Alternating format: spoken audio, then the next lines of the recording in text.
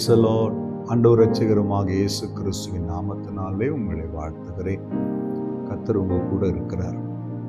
என் அன்பு தெய்வ பிள்ளைகளே, இன்னைக்கு ஒரு முக்கியமான காரியத்தை குறித்து ஆவியானவர் நம்மோடு கூட பேச விரும்புகிறார் ஒரு வசனத்தின் மூலமாய். எபேசியர் 5ஆம் அதிகாரம் 6ஆம் வசனத்துடைய கடைசி பகுதியில் வாசிக்கிறேன்.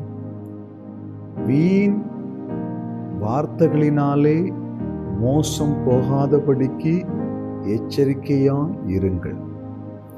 வீண் வார்த்தைகளினாலே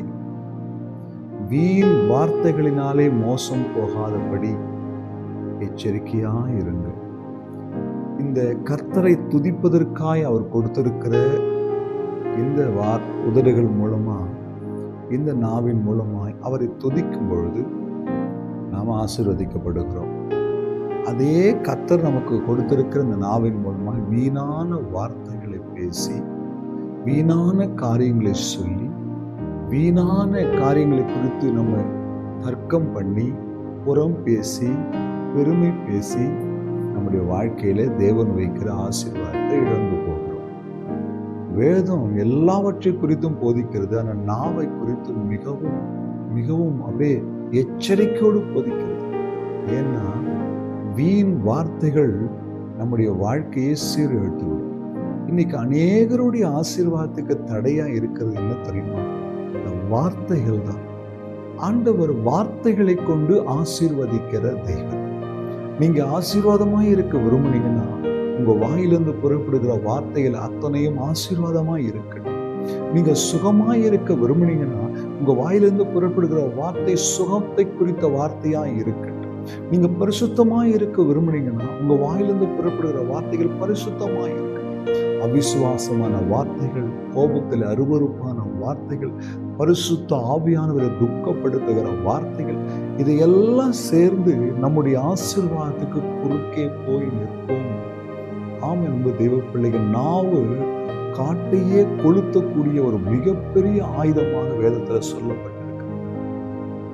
இந்த நாவை கர்த்தரை துதிப்பதற்காக, ஜெபிப்பதற்காக, மற்றவர்களை ஆசீர்வதிப்பதற்காக, மற்றவர்களை ஆறுதல் படுத்துவதற்காக, மற்றவருடைய கண்ணீரை துடைப்பதற்காக நாம் பயன்படுத்தும் பொழுது நாம் ஆசீர்வதிக்கப்படுகிறோம். ஆம் தெய்வ பிள்ளைகளே, நம்முடைய வாயின் வார்த்தைகள் நம்மை நியாயம் தீர்ப்பதற்கு வல்லமை உள்ளது. வார்த்தைகளை குறித்து எச்சரிக்கையா இருங்க. வீண் வார்த்தைகளை குறித்து எச்சரிக்கையா இருங்க. யாரை குறித்தும் புறம் பேசாதீங்க, யாரை குறித்தும் மட்டமா பேசாதீங்க, யாரை குறித்தும் நியாயம் சொல்லாதீங்க. உங்களுக்கு அந்த அதிகாரம் கிடையாது. தேவன் ஒருவருக்குத்தான். பூமியில பரிசுத்தமானவன் ஒருவனும் இல்லையே என்று பைபிள் சொல்லுது. மற்றவர்களுக்காக ஜெபம் பண்ணுங்க, மற்றவர்களை ஆசீர்வதிங்க, மற்றவர்களுக்கு ஆண்டவரை பற்றி அறிவிங்க. எப்போதுமே பாசிட்டிவா பேசுங்க. எப்போதும் மற்றவர் செய்த நன்மையை குறித்து பேசுங்க. தவறு செய்கிறவர்களை குறித்து பேசுகிறோம், ஆனா அதே நபர் வாழ்க்கையில நமக்கு ஒரே ஒரு நன்மை செய்திருக்க மாட்டாரா? அதை நினைத்து பார்க்கும் பொழுது அந்த தவறுகள் பெருசா தெரியாது. அன்பு தெய்வ பிள்ளையே, உங்கள் வாயின் வார்த்தைகளை குறித்து எச்சரிக்கையாயிருங்கள்.